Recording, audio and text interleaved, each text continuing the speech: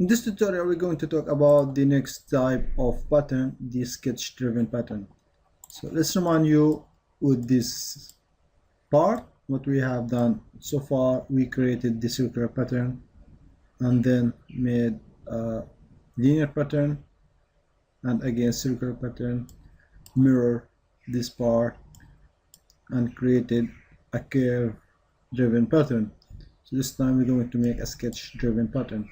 Let's click on that surface, insert a sketch, now I want to. So in order to make a sketch-driven pattern, mostly it should be points. So the pattern will be following that point in this sketch. We have a point. Let's create some points here where we want to see more cutted rectangles. So we couldn't cover this part with the curve. Now we can select the sketch driven pattern.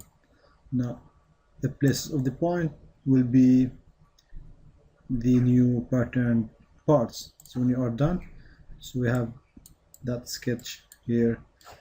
Let's exit that sketch. So we have sketch 9 containing these points. Now let's go to sketch driven pattern.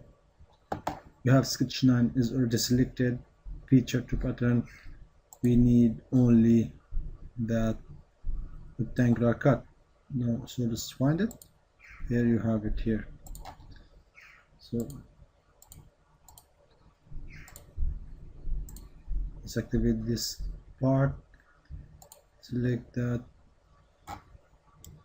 Now notice you created rectangular cut on this point you made.